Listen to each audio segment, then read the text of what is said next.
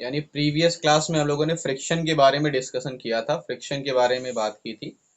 आज हम लोगों को पढ़ना था फ्रिक्शन की वजह से कितना वर्क डन करना पड़ता है, work done against friction, friction के अगेंस्ट कितना वर्क डन करना पड़ेगा, आज हमें ये पढ़ना था। तो आज का टॉपिक होगा friction, sorry work done, friction नहीं, वर्क डन अगेंस्ट फ्रिक्शन। यानी फ्रिक्शन के अगेंस्ट में हमें कितना वर्क करना पड़ेगा, कितना वर्क डन होगा, ये हम पढ़ने वाले थे। तो व्हाट इज फ्रिक्शन और फ्रिक्शन के कारण से वर्क क्यों करना पड़ता है, क्योंकि फ्रिक्शन ही अपोज करता है मोशन को, और अगर हमें मोशन को बरकरार रखना है तो हमें एक एक्सटर्नल फोर्स लगाते रहना पड़ेगा, और अगर हम फोर्स लगाते रहेंगे यानी हम वर्क डन करते रहेंगे। अगर उसे मोशन में बनाए रखना है, तब किसी ऑब्जेक्ट को मोशन में बनाए रखना है तो हमें फोर्स अप्लाई करते रहना पड़ेगा, क्योंकि फ्रिक्शन अप्लाई हो रहा है। अगर फ्रिक्शन ना होता तो हमें फोर्स लगाने की कोई जरूरत ही ना होती, अकॉर्डिंग टू गैलीलियो, जैसे कि गैलीलियो ने कहा भी था। तो वर्क डन अगेंस्ट फ्रिक्शन में हम लोग तीन कंडीशन पढ़ेंगे। पहली कंडीशन हम लोग ये पढ़ेंगे कि अगर कोई सरफेस पर, किसी प्लेन सरफेस पर कोई ऑब्जेक्ट रखा है तो इसको फ्रिक्शन के अगेंस्ट खींचने में कितना वर्क करना पड़ेगा। दूसरी कंडीशन हम लोग पढ़ेंगे, अगर कोई प्लेन रखा हुआ है कुछ ऐसा, इस इंक्लाइंड प्लेन पर अगर कोई ब्लॉक रखा हुआ है तो इस ब्लॉक को ऊपर से नीचे खींचने में कितना वर्क डन करना पड़ेगा अगेंस्ट फ्रिक्शन। और हो सकता है कोई इंक्लाइन प्लेन हो, उस पर कोई ब्लॉक रखा हो, उस ब्लॉक को नीचे से ऊपर की तरफ खींचेंगे तो इसमें कितना वर्क डन करना पड़ेगा अगेंस्ट फ्रिक्शन। तो ये तीन कंडीशन हम लोग फाइंड करेंगे वर्क डन अगेंस्ट फ्रिक्शन पर। उसके बाद हम लोग डिस्कशन करेंगे acceleration due to friction. Friction की वजह से अगर कोई बॉडी सरक रही होगी, कोई बॉडी इस इंक्लाइन पर रखी है और वो नीचे की तरफ स्लाइड कर रही है, तो स्लाइड करते टाइम उसका एक्सेलरेशन कितना होगा, ये हम लोग फाइंड करेंगे। तो मे भी क्लियर हो गया कि क्या क्या पढ़ना है अभी। चलिए फर्स्ट टॉपिक की बात करते हैं। जब ऑब्जेक्ट कहाँ रखा होगा, हॉरिजॉन्टल सरफेस पर रखा होता है। अगर कोई ऑब्जेक्ट हॉरिजॉन्टल सरफेस पर रखा हुआ है तो कितना वर्क डन करना पड़ेगा अगेंस्ट फ्रिक्शन, इसकी बात हम लोग करते हैं। तो मान लीजिए एक सरफेस है, उस सरफेस के ऊपर एक ब्लॉक रखा गया है, उस ब्लॉक का मास कितना है, m मास है। इस m मास के ब्लॉक पर जाहिर सी बात एक फोर्स लगेगा, नीचे की तरफ वो फोर्स होगा mg, और इसके ऊपर की तरफ एक फोर्स लगेगा जिसे हम कहते हैं नॉर्मल रिएक्शन फोर्स, और इसको पुल करेंगे हम क्या फोर्स लगा करके, F फोर्स लगा करके पुल करेंगे। तो इसके अगेंस्ट क्या वर्क करेगा, इसके अगेंस्ट वर्क करेगा एक फ्रिक्शनल फोर्स, ये यहाँ पर वर्क करेगा फ्रिक्शनल फोर्स, स्मॉल f से इसको डिनोट करना है। इतनी बात क्लियर है सबको, इतनी बात क्लियर है। तो मान लीजिए इस ऑब्जेक्ट को हमने खींच करके, ये सरफेस ऐसे ही था, यहाँ से इस ऑब्जेक्ट को खींच करके हम कहाँ लेकर के पहुंच जाते हैं, फोर्स F लगाते हैं, और ये ऑब्जेक्ट कुछ समय बाद आफ्टर टाइम t ये ऑब्जेक्ट यहाँ पहुंच जाता है। तो इस कंडीशन पर भी इसका मास, इसका फोर्स, अर्थ एक्सर्टेड फोर्स लगेगा वो mg होगा। ऊपर की तरफ एक नॉर्मल रिएक्शन लगेगा, इस डायरेक्शन में एक फ्रिक्शनल फोर्स लगेगा, और आगे की तरफ हम क्या लगाएंगे, एक फोर्स अप्लाई करेंगे। मान लीजिए अगर ये मोशन में नहीं था, इस कंडीशन पर ये मोशन में नहीं था और इस कंडीशन पर ये मोशन में आ गया है, तो हमने कितना डिस्प्लेसमेंट किया, इसका डिस्प्लेसमेंट हमने मान लिया s डिस्प्लेसमेंट किया है। आप d भी ले सकते हैं, कोई दिक्कत नहीं है। हमने कितने डिस्प्लेसमेंट लिया, ds डिस्प्लेसमेंट ले लिया। तो भाई वर्क डन कितना होगा, वर्क डन का फॉर्मूला होता है force into displacement. Work done का फॉर्मूला फोर्स इंटू डिस्प्लेसमेंट। तो फोर्स कितना लग रहा है, हमें कितना फोर्स लगाना पड़ेगा, हमें फोर्स लगाना पड़ेगा जितना इसका फ्रिक्शनल फोर्स है उसको ओवर करने के लिए। फ्रिक्शन फ्रिक्शनल फोर्स को ओवरकम करने के लिए, हटाने के लिए हमें फ्रिक्शनल फोर्स के बराबर ही फोर्स लगाना पड़ेगा। यानी हमें कितना फोर्स लगाना पड़ेगा, एफ के फोर्स लगाना पड़ेगा, काइनेटिक फ्रिक्शन के बराबर फोर्स लगाना पड़ेगा। और डिस्प्लेसमेंट कितना होगा, एस डिस्प्लेसमेंट होगा। तो work done is equals to F K into S. और एफ के की वैल्यू कैसे मिलेगी, तो म्यू के इंटू आर, क्योंकि हम लोग जानते हैं फॉर्मूला होता है mu is equals to F upon R, तो वहां से F K equals to mu K into R. और आर की वैल्यू किसके बराबर होती है, इस एम जी के बराबर, यानी म्यू के एम जी और एस। ये क्या मिल गया हमें, वर्क डन का formula when a body is placed on a plane horizontal surface, अगर कोई बॉडी प्लेन हॉरिजॉन्टल सरफेस पर रखी है तो हमें इतना वर्क डन करना पड़ेगा इस बॉडी को एस डिस्प्लेसमेंट करने के लिए। मैं भी समझ में आ गया होगा, आसान है, कोई टफ नहीं है।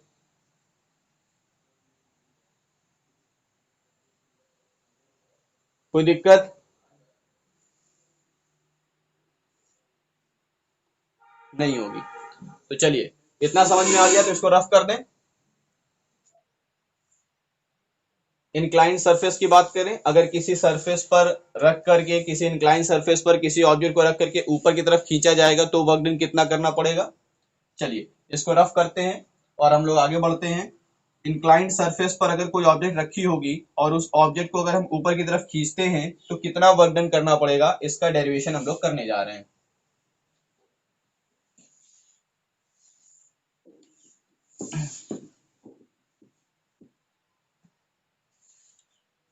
तो मान लीजिए ये है इंक्लाइंड सरफेस, कितना एंगल क्रिएट करता है, मान लीजिए थीटा एंगल क्रिएट करता है, और यहाँ पर एक ऑब्जेक्ट रखा है एम मास का एक ऑब्जेक्ट रखा। तो इस ऑब्जेक्ट पर एक फोर्स लगेगा, ग्रेविटेशनल फोर्स, कहाँ लगेगा, नीचे की तरफ। तो सर ग्रेविटेशनल फोर्स की डायरेक्शन कुछ ऐसी होगी, ये ग्रेविटेशनल फोर्स एक्ट करेगा। और नीचे के इसके अगर हम mg के कंपोनेंट्स ब्रेक करते हैं तो हमें एक कंपोनेंट मिलता है mg cos theta, which is just opposite to the normal reaction force के जस्ट अपोजिट होता है। और इसका एक कंपोनेंट और मिलेगा mg sin थीटा। अगर हम इस ऑब्जेक्ट को फोर्स लगा करके ऊपर की तरफ खींच रहे हैं, एफ फोर्स लगा करके ऊपर की तरफ खींचा जा रहा है, तो जाहिर सी बात है इसका जो फ्रिक्शनल फोर्स होगा वो इस डायरेक्शन में एक्ट करेगा, एफ के, क्योंकि मोशन में आएगा तो frictional force, motional frictional force यानी काइनेटिक फ्रिक्शन फोर्स लगेगा। ये डायग्राम समझ में आया सबको? ये डायग्राम समझ में आया? तो चलिए आगे बढ़े। तो ये फोर्स लगा। अब हम जानते हैं कि इस फ्रिक्शनल फोर्स, टोटल फोर्स नीचे डायरेक्शन में कितना फोर्स लग रहा है, नीचे की डायरेक्शन में फोर्स लग रहा है mg sin थीटा और एफ के, फ्रिक्शनल फोर्स और mg यानी इसका जो कंपोनेंट है mg sin थीटा, ये इस बॉडी को नीचे की तरफ खींचने की कोशिश कर रहा है। तो अगर हमें बॉडी को ऊपर स्लाइड करके डिस्प्लेसमेंट s कराना है, अगर डिस्प्लेसमेंट s कराना है तो हमें इतना फोर्स लगाना पड़ेगा कि ये इसको ओवरकम कर जाए, यानी इसको पार कर जाए। तो F इज इक्वल टू कितना होना चाहिए, F is equal to applied force mg sin theta plus F K बराबर होना चाहिए, क्योंकि इस पर कितना फोर्स लग रहा है, इस डायरेक्शन में फोर्स लग रहा है mg sin थीटा और एफ के। तो जो टोटल फोर्स इस डायरेक्शन में लगेगा वो इसके बराबर होना चाहिए। तो mg sin theta plus F K बराबर हो गया। और हम जानते हैं फोर्स कितना, वर्क डन कितना होता है, तो बेटा वर्क डन होता है force into displacement. Work done कितना होता है, फोर्स इंटू डिस्प्लेसमेंट। डिस्प्लेसमेंट कितना है, मान लेते हैं एस डिस्प्लेसमेंट है, तो ये हो जाएगा mg sin theta plus F K की जगह पर क्या आ जाएगा, आर म्यू के आर और इंटू एस आ जाएगा। तो अब हम आर की जगह पर क्या लिखेंगे, तो देखो आर जो है वो किसको बैलेंस कर रहा है, mg cos थीटा को बैलेंस कर रहा है। तो अब क्या लिखेंगे, work done is equals to mg sin theta plus mu K और mg cos theta into S लिखेंगे। अगर हम इसको सॉल्व करना चाहें तो mg कॉमन ले सकते हैं, mg कॉमन लेंगे तो यहां से बचेगा sin थीटा प्लस म्यू के cos थीटा और इंटू एस। तो ये क्या मिल जाएगा, हमें वर्क डन मिल जाएगा जब किसी बॉडी को इंक्लाइन सरफेस पर रख करके ऊपर की तरफ खींचा जाएगा तो इतना वर्क डन करना पड़ेगा। समझ में आया बेटा?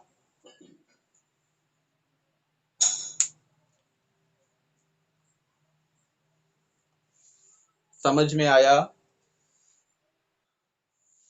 चलिए नेक्स्ट टॉपिक हम लोगों को पढ़ना था कि ऑब्जेक्ट अगर हम नीचे की तरफ खींचते हैं तब क्या होता है। तो हम लोग क्या कर रहे थे, ऑब्जेक्ट को अभी तक ऊपर की तरफ पुल कर रहे थे तो इतना फोर्स वर्क डन हमें करना पड़ा। अगर ये ऑब्जेक्ट नीचे की तरफ आएगा, नीचे की तरफ हम इसको खींचेंगे तो कितना वर्क डन करना पड़ेगा, चलिए देखते हैं। नोट्स आपको मिल गई है इस चैप्टर की?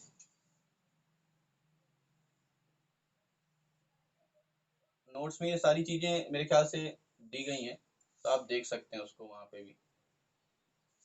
फिर वही कंडीशन है, अगर ऑब्जेक्ट ऐसा रखा होगा तो इसका फोर्स ग्रेविटेशनल फोर्स जिसे हम कहते हैं mg नीचे की तरफ वर्क करेगा। इसके दो कंपोनेंट्स होंगे, एक mg cos थीटा होगा और इसका एक और कंपोनेंट mg sin थीटा इस डायरेक्शन में लगेगा।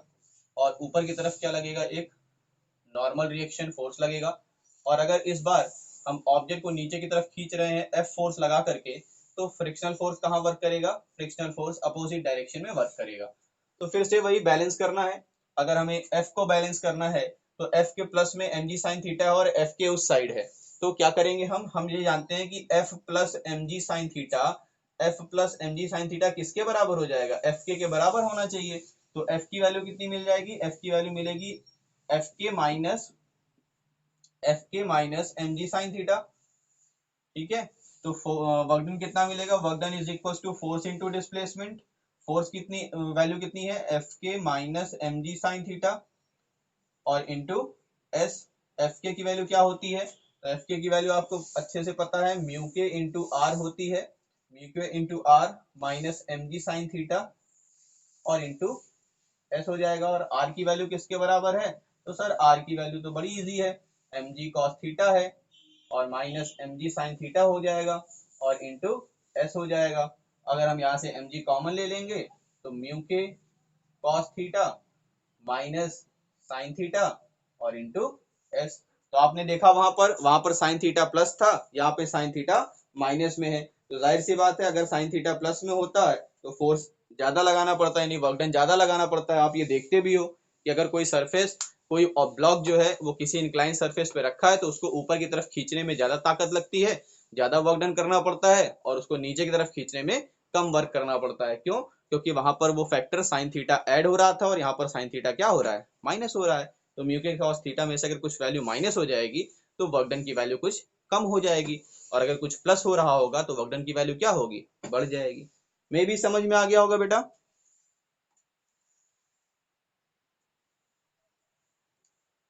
तो कॉन्सेप्ट को अगर ध्यान रखेंगे तो ये सब बहुत ज्यादा टफ नहीं है, बहुत इजी टॉपिक्स हैं ये सब। अगर कॉन्सेप्ट आपके माइंड में क्लियर है, ये डायग्राम आपको क्लियर है, तो फिर आप बड़े से बड़े क्वेश्चन को भी आसानी तरीके से सॉल्व कर पाओगे, अगर ये डायग्राम आपको समझ में आता है तब। किस तरह से हम लोग ब्रेक करते हैं, किस तरह से कंपोनेंट्स ब्रेक हो रहे हैं, अगर आप ये समझ में आ जा रहा है आपको, तो फिर आप क्वेश्चंस को आसानी से सॉल्व कर ले जाएंगे। ठीक है, तो चलिए इसको रफ करते हैं और हम लोग आगे बढ़ते हैं। क्या फाइंड करते हैं, एक्सेलरेशन फाइंड करते हैं। अगर किसी ब्लॉक को इंक्लाइन प्लेन पर रख दिया जाए और वो ब्लॉक इंक्लाइन प्लेन पर स्लाइड करना स्टार्ट कर दे, वो ब्लॉक इंक्लाइंड प्लेन पर स्लाइड करने लगे, तो स्लाइड करते समय उस बॉडी का, उस ब्लॉक का एक्सेलरेशन कितना होगा।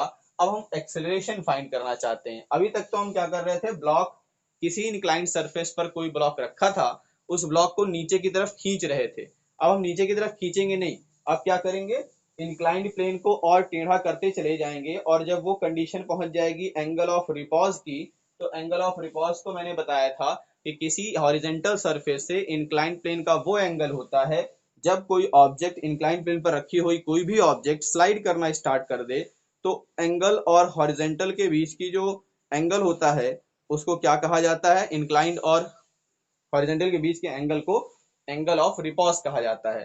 तो अगर हम इंक्लाइंड प्लेन के एंगल को इतना कर दें कि वो किसके बराबर हो जाए, एंगल ऑफ रिपॉज के बराबर हो जाए, तो उस कंडीशन पर ऑब्जेक्ट अपने आप स्लाइड करना स्टार्ट कर देगा।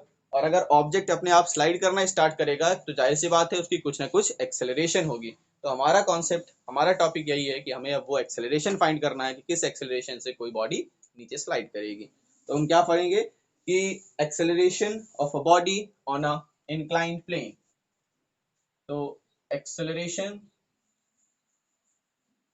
Of a body on an inclined plane। अगर कोई इंक्लाइंड सरफेस कह सकते हो, इंक्लाइंड प्लेन कह सकते हो, उस पर क्या रखी होगी, एक ऑब्जेक्ट रखी होगी। मान लीजिए ये सरफेस है और कुछ इस तरीके से थीटा एंगल पर ये सरफेस टिका हुआ है, और कितना, m मास का कोई ब्लॉक है जो इस सरफेस के, इस इंक्लाइंड प्लेन के सरफेस पर रखा गया है। तो जाहिर सी बात है अगर इसका मास m है तो इस पर एक फोर्स लग रहा होगा जो इस पर अर्थ एक्सर्ट करेगी mg, और इस पर इसके दो कंपोनेंट्स होंगे mg cos थीटा और इसका एक कंपोनेंट होगा mg साइन थीटा, और mg cos थीटा के अगेंस्ट क्या वर्क करेगा, एक नॉर्मल रिएक्शन। और अगर कोई ब्लॉक अगर सरक रहा है, नीचे की तरफ स्लाइड कर रहा है, तो इसका एक्सेलरेशन नीचे की डायरेक्शन में इस डायरेक्शन में होगा, और इस पर एक फोर्स वर्क करने लगेगा जिसे हम कहते हैं फ्रिक्शनल फोर्स। तो फ्रिक्शनल फोर्स अगर वर्क करने लगेगा तो इस ब्लॉक को कुछ दूर पर जाकर के रोक भी सकता है, ब्लॉक रुक भी सकता है, हो सकता है कुछ दूर स्लाइड करे और स्लाइड करने के बाद रुक जाए। नॉर्मली ऐसा नहीं होता, ब्लॉक अगर एक बार स्टार्ट करता है स्लाइड करना तो लास्ट तक वो स्लाइड करता ही रहता है। ठीक है, तो समझ में आ गया, इतनी दिक्कत तो नहीं होनी चाहिए इतनी चीजों में। कॉन्सेप्ट बहुत सीधा साधा है कि r जो होगा वो mg cos थीटा के बराबर होगा, तो r is equal to mg cos theta. बहुत आसानी से आपने समझ लिया कि r जो है वो mg cos थीटा के बराबर होगा।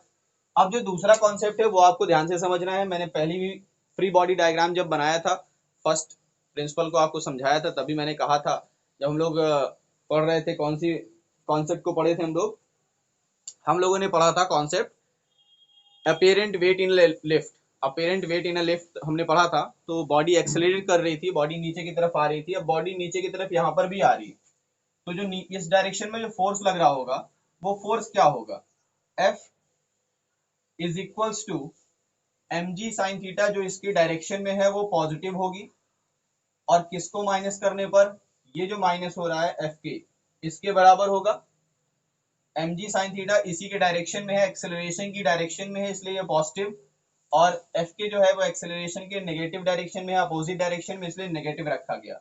एफ इज इक्वल टू क्या होता है, एम ए होता है, और mg sine theta minus F K की वैल्यू हम लिख सकते हैं म्यू के इंटू आर, और आर की वैल्यू क्या है, mg साइन थीटा, तो M A is equal cos theta, sorry, तो mg sine theta minus mu K mg cos theta.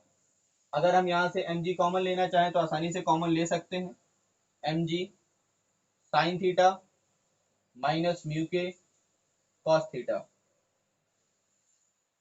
m से m कैंसिल हो जाएगा और a की वैल्यू आपको मिल जाएगी g sign theta minus mu के cos थीटा। तो बेटा ये वैल्यू हो जाएगी एक्सेलरेशन की, अगर कोई ब्लॉक इंक्लाइन प्लेन पर स्लाइड कर रहा होगा तब। इस एक्सेलरेशन के साथ कोई भी ब्लॉक अगर इंक्लाइन प्लेन पर रखा है और वो स्लाइड करना स्टार्ट करता है तो इस एक्सेलरेशन से वो स्लाइड करेगा।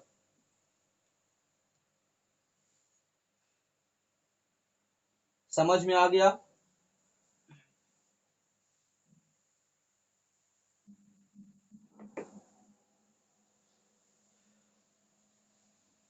चलिए आगे कॉन्सेप्ट आपको अच्छे से पता है। फ्रिक्शन एक नेसेसरी इवल है, एक नेसेसरी इवल है। इसके बारे में आप अच्छे से लिख भी सकते हैं, अच्छे से आप एक्सप्लेन भी कर सकते हैं कि फ्रिक्शन को हम नेसेसरी इवल क्यों कहते हैं। नेसेसरी का मतलब क्या होता है, जो जरूरी हो, और इवल का मतलब क्या होता है, दुश्मन। तो जो जरूरी दुश्मन है यानी हमारे लिए उसकी जरूरत भी है, हमारे लिए वो जरूरी भी है, और हमारा दुश्मन भी है, मतलब हमारे लिए वो नुकसानदेह भी है।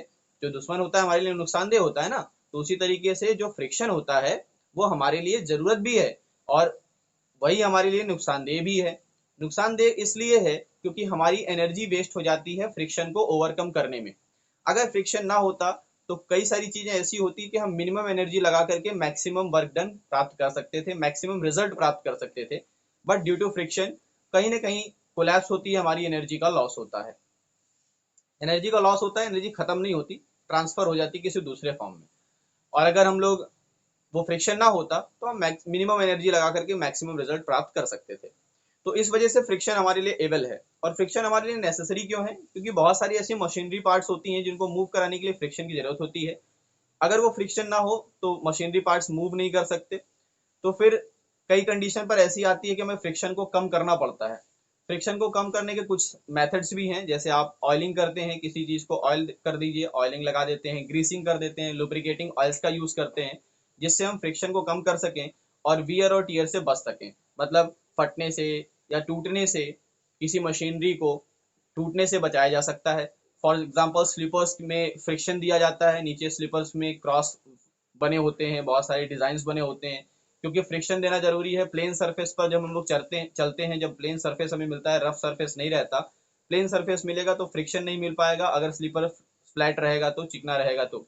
लेकिन अगर स्लीपर स्मूथ नहीं है, थोड़ा सा रफ है, नीचे से रफ होता है, तो स्लीपर और अर्थ के बीच में जो सरफेस होती है उसके बीच में फ्रिक्शन क्रिएट करता है और हम आसानी से चल पाते हैं। उसके बाद आपने देखा होगा साइकिल और टायर, जो गाड़ियां होती हैं उसमें टायर्स में ग्रिप्स बने होते हैं, कॉर्नर्स डिजाइन्स वगैरह बनी होती हैं। क्यों बनी होती हैं? सिंपल सा कारण एक ही है कि जो रोड है और टायर है इसके बीच में फ्रिक्शन वर्क करे। अगर फ्रिक्शन वर्क नहीं करेगा तो ब्रेक लगाने पर गाड़ी रुकेगी नहीं, और यही फ्रिक्शन होती है जो स्पीड को डाउन करती है। अगर इस फ्रिक्शन ना होता तो काफी सारी स्पीड से काफी कम पेट्रोल में हम काफी डिस्टेंस ट्रेवल कर सकते थे, काफी कम एनर्जी वेस्ट करके हम आसानी से चल सकते थे। बट ऐसा होता नहीं है, क्योंकि फ्रिक्शन हमारे लिए जरूरत भी है, हमें ब्रेक्स भी लगानी है। अगर ब्रेक्स ना लगानी होती, एक बार स्टार्ट कर दी होती तो कोई दिक्कत नहीं थी, फिर तो फ्रिक्शन यानी कि जरूरत नहीं, फ्रिक्शन की जरूरत नहीं है, फिर जो टायर में ग्रिप्स बनाई जाती है वो बनाने की जरूरत ही नहीं थी। आपने देखा होगा, अगर क्रिकेट क्रिकेट खेलते होंगे तो क्रिकेट के हैंडल पर, हैंडल बैट बैट के हैंडल पर आपने देखा होगा लगाया जाता है, ग्रिप लगाई जाती है, रबड़ की एक ट्यूब लगाई जाती है। अगर आप सिंपल हैंडल का यूज करते हो तो वो स्मूथ होती है, उसमें फ्रिक्शन कम बनता है। अगर आप बैट को हिट करते हो तो हो सकता है बैट भी आपके हाथ से छूट जाए, क्योंकि फ्रिक्शन बहुत कम होगा। लेकिन अगर आप ग्रिप बना देते हो तो वो पकड़ काफी ज्यादा मजबूत बनती है। तो ये सब कुछ एग्जाम्पल्स हैं जो डेली लाइफ में हम लोग देखते भी हैं, हम लोग करते भी हैं, जहाँ पर हम लोग ग्रिप बनाने की कोशिश करते हैं, जनरेट करने की कोशिश करते हैं, जिससे फ्रिक्शन को रोका जा सके। साइकिल में आपने देखा होगा, साइकिल में चेन फंसी होती है, जिस फ्री व्हील से, जिसको हम फ्री व्हील कहते हैं, फ्री व्हील से जो फंसी होती है उसमें भी हम किसका यूज करते हैं? फ्रिक्शन का यूज करते हैं। वो फ्री व्हील्स देखा होगा आपने, छोटे छोटे पिंस बने होते हैं उसमें, जिसमें चेन फंसाई जाती है। उसको ढीला भी किया जाता है, क्योंकि अगर इस वो ढीले नहीं चलेगी, स्मूथ नहीं चलेगी, तो उसको टूटने के चांसेस ज्यादा रहेंगे, इसलिए हम उसको ग्रीसिंग करते हैं, ऑयलिंग करते हैं। आपने देखा होगा दरवाजे के कॉर्नर पर या कुंडी में आप लोग क्या यूज करते हो? ऑयलिंग करते हो। ऑयलिंग करने से, बाइक्स में हम लोग ऑयल का यूज करते हैं, लुब्रिकेटिंग ऑयल का यूज करते हैं, क्योंकि इंजन चलता है, इंजन जो होता है, पिस्टन जो होता है वो एक ब्लॉक के अंदर अप एंड डाउन करता रहता है। तो अगर अप एंड डाउन करेगा, वहां पर लुब्रिकेटिंग ऑयल रहेगी, तो दोनों का फ्रिक्शन कम लगेगा और उसमें हीट कम जनरेट होगी, क्योंकि फ्रिक्शन हीट जनरेट करता है। फ्रिक्शन क्या करता है? हीट जनरेट करता है, जिससे वियर और टियर हो सकती है, टूटना और फूटना हो सकता है। फ्रिक्शन कैसे जनरेट करता है, आप आसानी से प्रूफ कर सकते हो इसको। आपने कहा सर फ्रिक्शन कैसे जनरेट होगा, लेट अस प्रूफ, हमें प्रूफ करके दिखाइए। तो आप अपने दोनों हाथ आपस में संपर्क में लाइए और काफी तेजी से रगड़ना स्टार्ट कीजिए, आपको कुछ देर बाद गर्म महसूस होगा। तो आप ये प्रूव कर सकते हो कि फ्रिक्शन में हीट होती है, फ्रिक्शन के कारण से हीट जनरेट होती है। उसी तरीके से मशीनरी होती है, आपने फैन में देखा होगा, फैन काफी देर तक चलते चलते गर्म हो जाता है, हीट हो जाता है। क्यों हीट हो जाता है? या बहुत सारी चीजें, ऐसे एग्जांपल्स हैं जहाँ पर दोनों दो चीजें आपस में रगड़ती हैं और हीट जनरेट होती है। आपने एंशियंट में हिस्ट्री में पढ़ा होगा, एंशियंट हिस्ट्री में, कि उसमें एक आदमी बैठा हुआ था, वो पत्थर को ऐसे रगड़ रहा था, तो फ्रिक्शन की वजह से तो चिंगारी बनी थी। आप मैच स्टिक का यूज करते हो, वहां पर भी फ्रिक्शन का यूज करते हो फायर करने के लिए। आप मैच स्टिक जलाते हो तो जब तक रब नहीं करोगे अपने आप जल जाए, नहीं जलता, क्योंकि वहां पर आपने फ्रिक्शन दिया। तो फ्रिक्शन कारण होता है हीट का, हीट की को जनरेट कर सकता है। तो ये छोटे छोटे एग्जाम्पल्स थे, बहुत सारे एग्जाम्पल हैं ऐसे जो जहाँ पर हमें फ्रिक्शन की जरूरत भी होती है और फ्रिक्शन हमारे लिए हानिकारक भी है। और फ्रिक्शन को कम कैसे किया जाता है? तो फ्रिक्शन को कम करने का एक मेथड है, आप यूज कर सकते हैं लुब्रिकेटिंग ऑयल्स का यूज कर सकते हैं, ग्रीसिंग का यूज कर सकते हैं, और सबसे अच्छा एग्जांपल है बॉल बेयरिंग का यूज कर सकते हैं।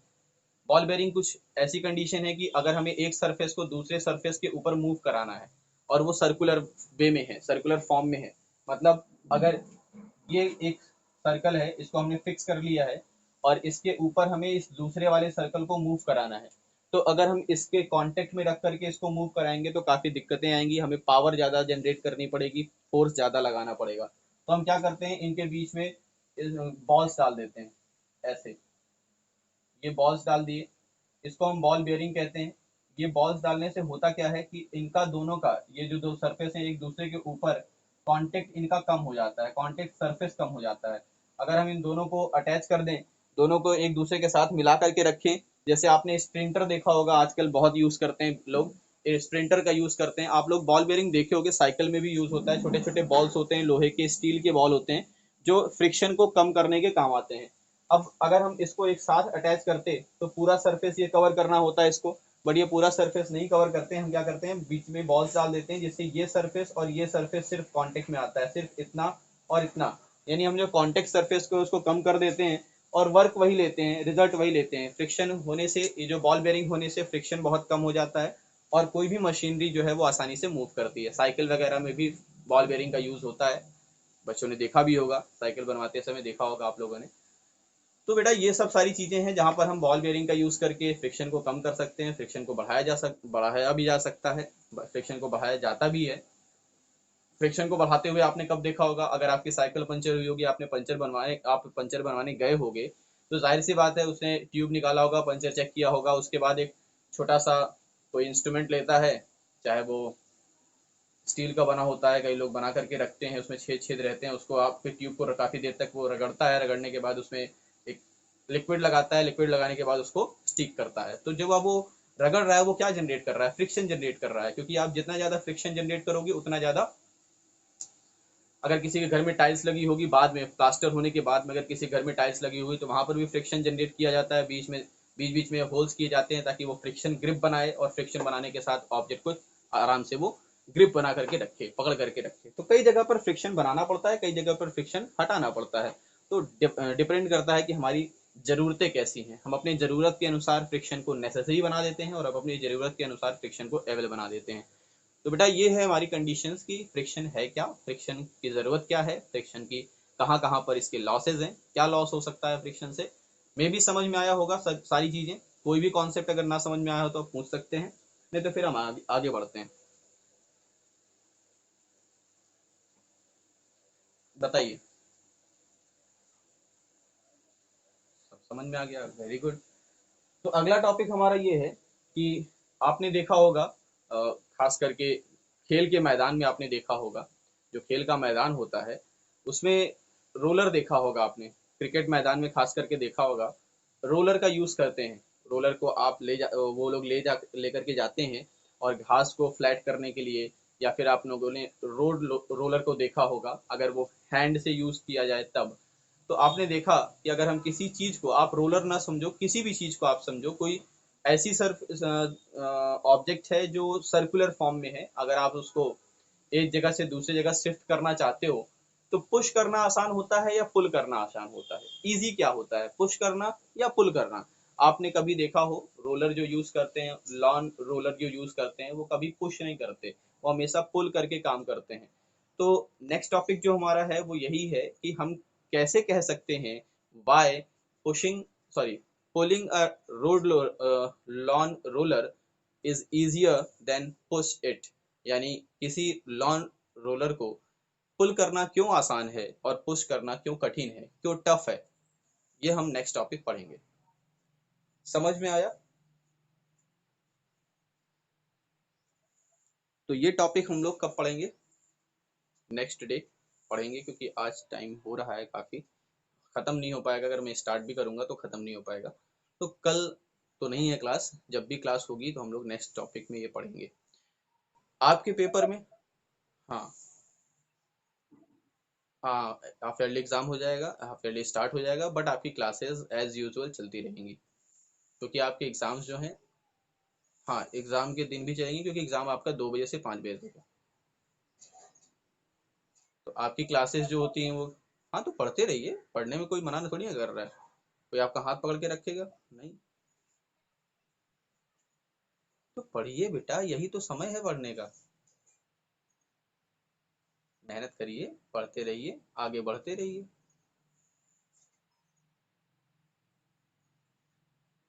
ठीक है।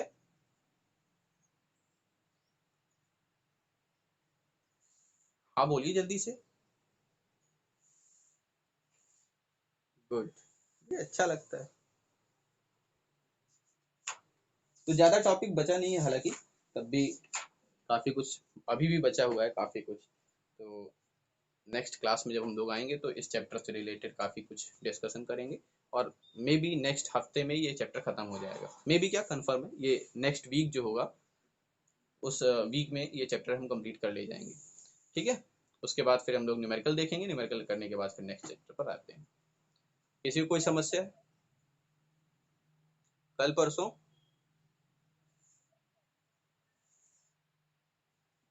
नहीं, कल नहीं हुई थी, परसों हुई थी। यूट्यूब पर उसका वीडियो अभी नहीं गया है, आज जाएगा। और कुछ पूछना है? हाँ मुझे पता है, तो मैंने कहा व्हाट्सएप भी शायद किया था मुझे।